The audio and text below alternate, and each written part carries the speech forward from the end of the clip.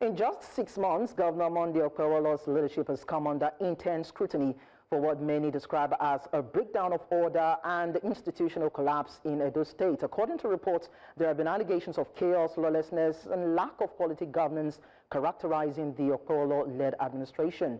From accusations of poor implementation of reforms to clampdowns on perceived threats and citizens, a wave of discontent now seems to define the state's current leadership, raising questions about its capacity to deliver purposeful governance. So, to actually bring clarity to these issues, I'm being joined by Bugie Okhuemoi, who is the Special Advisor on Media and Publicity to the Edo State Governor. And of course, he joins me from Benin in Edo State. Thank you so much, Bugie, for joining us. Thank you so much. Good to be on set with you. All right, it's nice to have you around. So it's been said that, in some quarters anyway, that Governor Monday Okpebholo has not really done well when it comes to securing lives and, of course, property, which is actually his primary responsibility. So I'd like to get your thoughts on these rumors, so to speak, that we are getting from Edo State. Thank you. Let me start by saying I was a bit surprised when I heard your introductory remarks. I was wondering if it's the same Edo State that we stay in that you were describing. I mean, the past 6 months have been an exemplary display of practical governance. They've been an amazing, experience for Edo people on what governance is. And I dare say that anybody who's on ground and who's familiar with what's going on in Edo State would confirm that Edo State is having it like he hasn't had it in a very long time. Very few governments in such a short time have attended to security the way Governor Monday Okpebholo has attended to security. Within a few months of coming in, we had this consistent cult clashes that had always characterized narratives coming out of Edo State, where several lives are lost, businesses are ground to a halt, nightlife, which is a major source of income for entrepreneurs in Benin, basically shuts down. Within a few weeks of coming in, Governor Okpebholo engaged relevant stakeholders in that situation and read the Riot Act that this was not going to continue. And certain agreements were had to ensure that there was peace and stability in Edo State. Unfortunately, some people who felt this was a governor who just spoke and didn't act, a couple of weeks back, of course, we had very peaceful Decembers, one of the most peaceful Decembers we've had in a very long time, with no security issues, no major threats, no major. But a couple of weeks ago, we saw a resurgence, an attempted resurgence of these cult clashes, and the governor brought the full weight of the law on those who were found culpable. As part of his activities and part of his actions towards security, a couple of months ago, he provided over 60 brand new state-of-the-art crime combating vehicles and other logistic supports to the security agencies, the Army, the DSS, the civil defense, the police, the security network, and then, of course, the state anti-kidnapping and cultism law was also adjusted, was also amended to create stiffer punishments. And a fallout of that law is some of the things you've been seeing in recent times. I mean, Edo State is very peaceful. The only two major issues we've had to deal with, like I said, was the cult issue and then the banditry issue. And the cult issue have been effectively dealt with. The actions that Governor Monday Okpebholo has taken with regards battling the cult issues has been the boldest that any government has taken. And I dare say anywhere in this country. I mean, if you see some of the actions that he's taking, like, you know what it takes to bring down some of the kind of structures that he has had to bring down, based on the law that was enacted, that anywhere violent crime is committed, planned, aided, or fashioned, basically, will be brought down. And he has shown will and he has shown purpose by doing that. In terms of the banditry issue, we all know that's a national problem. We all know that's a problem that is not situated in the states particularly. So Governor Okpebholo has taken very, very concrete actions in that direction, engaging the relevant stakeholders at the federal level who have the wherewithal, to help in combating this menace. Just today, about 1,500 members of the Edo State Security Network, the revamped Edo State Security Network, who've been undergoing training under the Army, with the aid of the Army and other security agencies, passed out today. And in a very short while, we're going to see the impact of that. The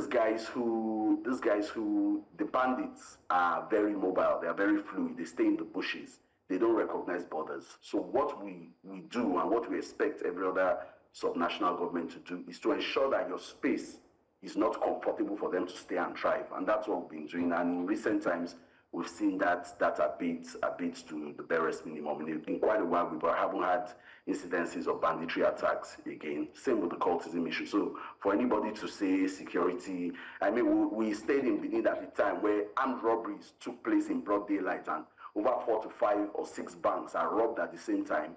Lives are lost, and these people escape and they are not caught in this same Edo State. But we don't have any of such things again. The only 2 issues, like I said, that we've had to deal with have been the cultism issue and the banditry issue, and both have been dealt with by the government. So Edo State is very safe. Edo State is very peaceful, and those narratives you presented earlier are not the true picture of what's on ground. So the reason we had to bring this to the fore is because of the situation reports and, of course, communications from people in Edo State as regards the state of security in Edo. And of course, we would recall that Senator Adams Oshiomhole at some time during a plenary session at the National Assembly raised concerns about the security level in Edo State, that it was not at its all-time best. So we needed to put this in perspective to have an understanding of what the government is doing to deal with that. Now, I'd like to find out from you, what is the state of the security network like? Because we heard that the governor actually disarmed some of the local personnel and dislodged its leadership at some point. I'd like to get clarity on that.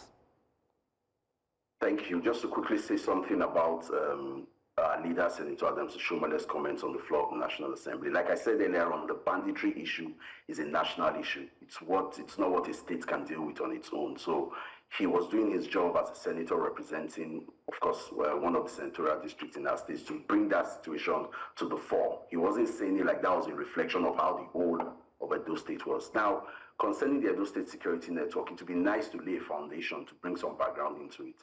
That network was set up by the past government at the fallout of the NSAS crisis. You remember Edo State was hit really hard by the effects. There were jailbreaks. I mean, police stations were bombed. So there was a total breakdown of security. And the former government, in their wisdom, set up that outfit. And in all fairness, we must give them credit that when it was set up, it seemed to solve some of the security challenges that were there at that time. But as with things like this, with governments who don't see into the future, at some point the outfit became very politicized, and they stepped out of their initial mandate of what they were to do. They became agents of government, harassing political opponents. I mean, just running rampage across the city, and there was no better way to describe. There's no better example to give about how bad it was than a situation where during campaign, the present governor, who was a candidate then, his team was attacked at the airport in Benin, and one of his police aides was killed by members of this security outfit. So they had become terribly politicized. There was a proliferation of arms. What they did at that time was, if you belong to a cult or whatever, once you have an arm, irrespective of how you got that arm, whether as an armed robber, whether as a kidnapper, you bring the arms to the authorities, and they endorse those arms. Basically what they are saying is, we know you have this arm, and then they leave it with you to do what is supposed to be security duties. But what we saw was that those arms were used for a lot of other non-security issues. So when that incident with the police happened, the IG of police, not this government, disbanded the security network, because I mean that was a threat to the coming elections and to citizenry generally. Now, when the governor came in, the governor set in place modalities to reorganize the outfit into a professional outfit equipped with the necessary quality of personnel, with the necessary equipment, with the necessary training to be able to effectively combat security issues, which was the idea in the beginning.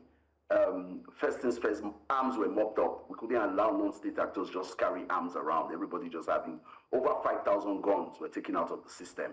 And then a reorganization in terms of recruitment of personnel was done with stronger and more stringent processes. Now you have to have a guarantor from your traditional ruler among several other guarantors who can vouch for your character, who can vouch for your antecedents.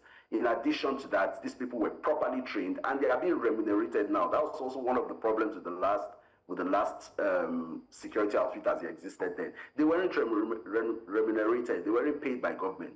So it was left to them to generate income. Now those who were not deviant, who had some level of responsibility, went into engagements like, okay, protecting streets, protecting neighborhoods and getting paid.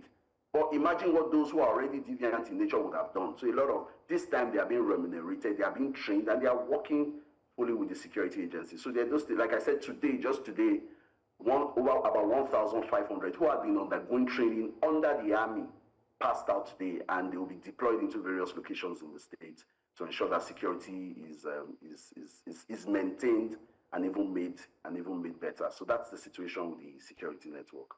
Bugie, thank you so much for that clarity. Just stay with me for a while as I engage our other guest, Eromosele Ehisuan, who is the state coordinator of the Edo Coalition Movement for Good Governance. And of course, I understand as a member of the People's Democratic Party too. Eromosele, thank you so much for joining us on Politics HQ. Thanks for having me, Lekon. All right, you're welcome. So in terms of governance and security, how would you describe the administration of Governor Monday Okpebholo? Well, security is a global issue. It's one thing that the citizens demand from the government. If we can check, the Constitution talks about the primary function of the government is the security of lives and property of the citizens, which is paramount. It is not negotiable. It is something that the government should take seriously. I would also look at Edo Security Network, where the media aid has said something vital, which I would pinpoint. Edo Security Network has been doing well in also the previous administration. I am not trying to compare one administration to the other. The present administration of Governor Monday Okpebholo is also doing well in security issue. We could recall that the Edo Security Network has been revamped, and also because it was suspended before. It has been revamped, and many of us, the good citizens of Edo State, we have laid emphasis that there should be a security outfit, and the Edo Security Network need to be revamped so that it can go through the localities and ensure that the security of lives and properties are also properly checked and guided. I want to also give Governor Monday Okpebholo a scorecard in that aspect. Though we are regarded as an opposition party, but as an opposition, you have to be constructive in your analysis and also in whatever way you are trying to challenge the government in power. We could understand that the method of which the governor has started in the security outfit is okay, it's going well. You see, the governor just started, he's just 6 months in office. Like I always tell people, we don't have to start criticizing. What we need to do now is to see how Edo State can be better. Elections are over. This is the time for governance. There's a clear difference between politics and governance. As a political scientist, I would describe that in the best way. You see, politics is connected to the electionary process, which has come and gone. Then the governance of the state, which has to do with the administration of the state, and which we have encouraged the governor, who is also our brother from Edo Central. I also am the president Esan Agenda Worldwide. The people that fought for the governor to come from Esan land, which the PDP and the APC gave us their candidates from the Edo Central. Now, let me clarify something. The issue of security, yes, the governor is trying. There was a time I sent a message to one of the commissioners. I said, please, there should be, the security network needs to come out because the localities were having some challenges, whereby people have started taking people's handset and other things. And in fact, the governor has already started such process. I think they went on training some time ago, last week or thereabout. They went on training, and they have started taking them to the various localities. I believe that if the way the governor has started, if he could continue with this, Edo State would have more security challenge. Now let us look at the other aspect again, the kidnapping. You see, most persons are complaining that people's houses are being destroyed. But most times we tell them, you see, the governor made a statement before he came into office that I will ensure that cultism is eradicated in Edo State. I will ensure that anybody that is caught in this act, wherever the hiding places will be destroyed, will be brought down. So if he has said this, and all of us listen to this, then why are we not involving ourselves in all these things? And also involving our properties, maybe family properties and other things. So we should be able to make our state to be a security-free state, a state that people can go out on their normal daily activities and duties. Okay. It will be better for us to live in Edo. Well, I'm giving a constructive analysis. We understand. I'm talking as a political scientist. I'm not a coordinator, Edo Coalition Movement. Okay. I've talked about governance. Of course. Thank you very much. All right, thank you, Eromosele. So I come back to Bugie. Earlier on, you credited the administration of Governor Obaseki in terms of its investment in security. Now, I want to tie that around the policies of government of his administration and what the current governor is doing. Now, some people have said that it would have been nice or better if Governor Okpebholo had continued with the various policies or reforms of the previous administration. Policies, reforms like the Edo Best, Edo Geese, Iyaro Education Hub, Edo Tech Hub, Alagodaro Economic Summit, Edo Jobs, civil service reforms, and all that, that would accelerate the progress that Edo should or would have achieved as of now. So I'd like to get your thoughts on that. Maybe this current administration has a deviation, another plan, or it is staying on course on what it met on the ground. Thank you. Let me start by appreciating my co-guest for being very objective, for being very complimentary, for being very. It's not usual that you get somebody who's from the opposition, give credit where necessary. So I appreciate him for that. It's not right to say Governor Okpebholo has jettisoned initiatives from the past administration. Like I always say when I have an opportunity, governance is about the people. Governance is not for self. It's about the people. If you've stepped up to say you want to serve the people must be your priority. And whatever is good for the people must be sustained. But whatever is not good for the people will have to be adjusted to ensure that it serves the needs of the people. Since Governor Monday Okpebholo came in, he has adopted and continued several initiatives that the past government established.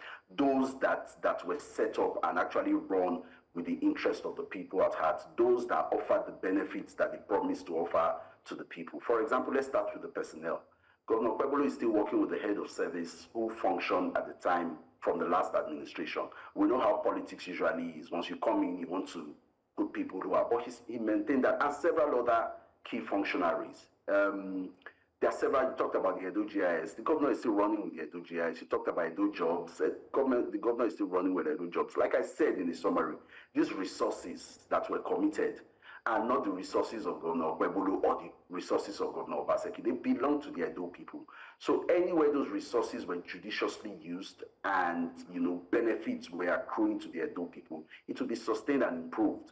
But anywhere in Governor Okpebholo's opinion that this did not serve the interest of the people, at least the greater good of the people. It may have served the interest of a section, but we want what serves the interest of the greater good.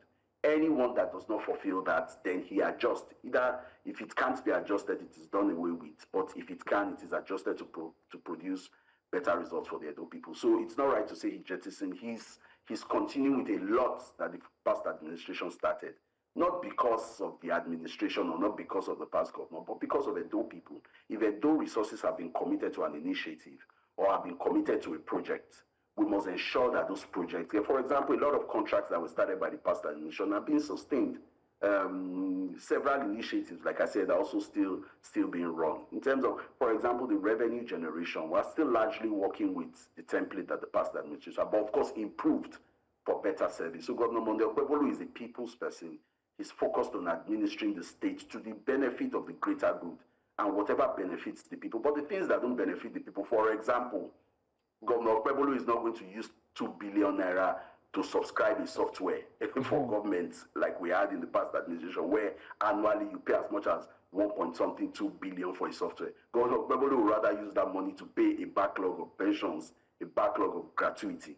He would rather use that money to resuscitate Edo line by providing buses. This is what people have always asked for. So things like that may not, he definitely will, that's not what he would do. But in terms of continuing some of the things, he has done that for the good of Edo people. Okay. It's about Edo people, it's not about any individual. All right, so we'll go on a break and return and talk about the economy of Edo State. We'll just pick it from where you stopped. So I'd like the gentleman to just stay with me even as we go on a very short break. And when we return, we'll continue with the conversation.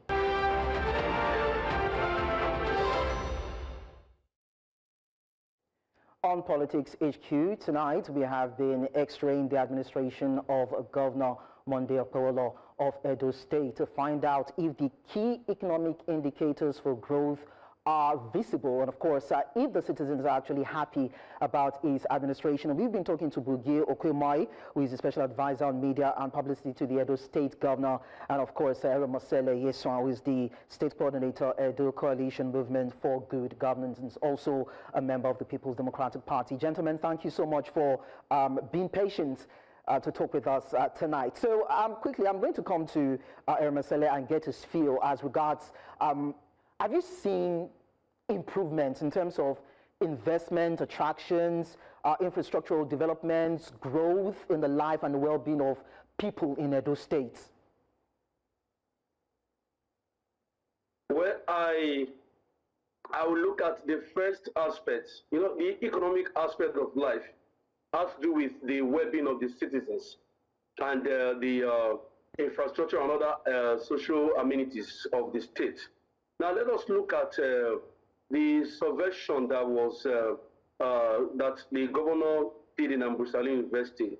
You see, like I said, I am not here to raise the profile of the governor and also condemn the previous administration. But I am here to talk about good governance, which is very, very important in our human activities and our human life. You see, AAU is our state-owned university. And as a member or a citizen of Edo Central, which in Father University is cited in my mother's village, which is Ujeme, that I am from Irepen, which is my father's community. So when we heard that intervention, we were very much happy because it also touches the lives of the university and the lecturers and other staff, the non-academic and academic staff in the university.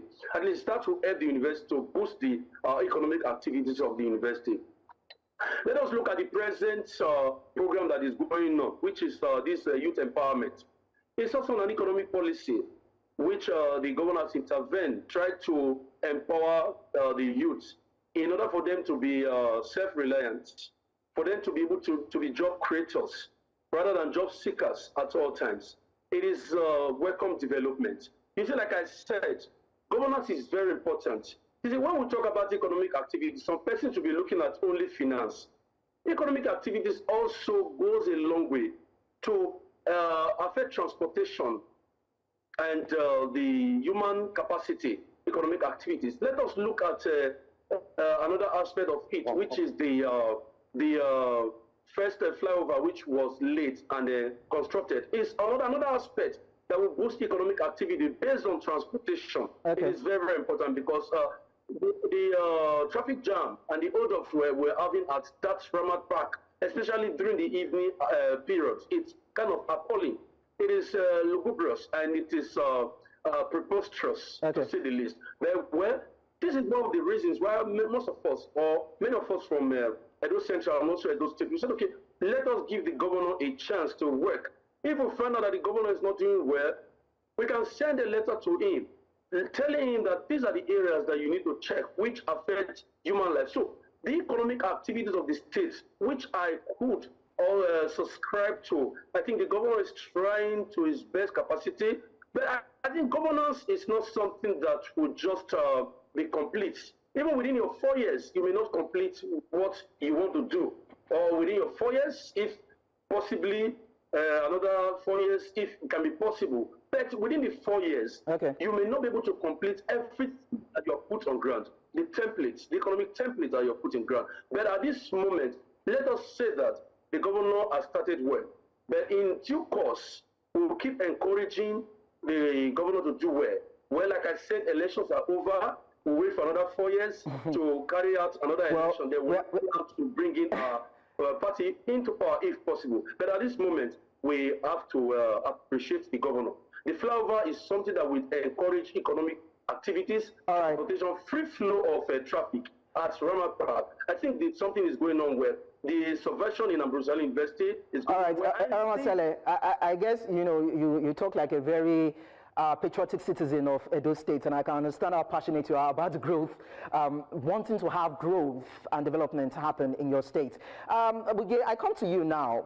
Before Governor Okpebholo came into power, we read reports about the IGR being around 8 billion naira. I'd like to find out what the current situation with Edo State IGR is and what the governor is doing to improve on that indices and, of course, grow Edo State's economy. Okay, so let me take it from the quarter one, since we're just getting out of quarter one. In quarter one, the IGR as declared by this government was 33.8 billion. If you have a comparative analysis with the same period last year, it was about 23.7 billion, which indicates a very significant increase of over 10 billion naira. This has been achieved through more effective expansion of the tax net and also prudent management of resources, basically. And we are seeing the effect of that increase in revenue. On the average, presently, Edo State does about 10 billion IGR monthly. In terms of economic direction of the government is running on what we call a SHINE agenda: security, healthcare, infrastructural development, natural resources and food sustainability, and of course, education. I'll just take on agriculture. Agriculture is a very pivotal and very major policy of the government in terms of generating wealth and making Edo State the hub of food production in Nigeria. In the last budget, over 70 billion naira was committed to agriculture, compared to about a little over 5 billion in the last administration. Where is that money going to? Development of massive expanse of lands, about 3 hectares, across the state. 3,000 hectares, I beg your pardon, across the state, 1,000 hectares per senatorial district. That money is going to be going into storage facilities, modernized farming equipment, irrigation systems, amongst so many other things. And work is already going on there. Those lands, major parcels of lands have been cleared. And the government is going to be working with the local farmers who are in clusters in their cooperatives. And the government's strategy is that a cluster of farmers will be given 5 hectares of land to cultivate.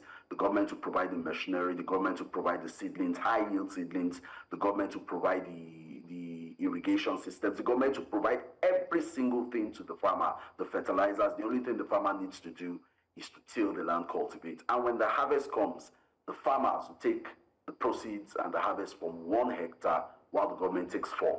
The government has set up the Rural Roads Development Agency that is going to open up roads in the rural areas to ensure that this produce are brought out, effectively and stresslessly to reduce post-harvest losses. So much is going on in terms of agriculture. In infrastructure, Benin, Edo State is now a construction site.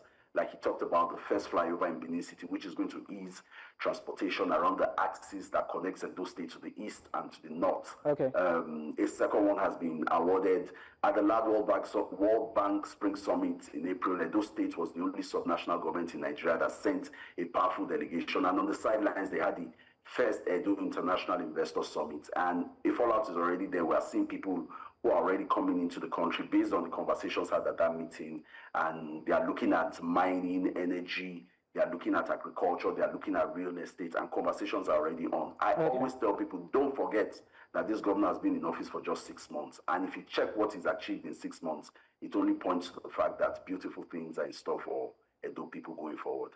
All right, thank you so much, Bugie Okhuemoi, and of course, Special Advisor on Media and Publicity to the Edo State Governor, and of course, Eromosele Ehisuan, who is the State Coordinator, Edo Coalition Movement for Good Governance, for sharing your thoughts with us and bringing clarity to the different stories that we heard has been coming out from Edo State. I know a lot of people will be educated and have an understanding of what the governor is doing as of now, and we hope that there will be a lot of progressive stories coming from the state. Thank you so much for sharing your thoughts with us.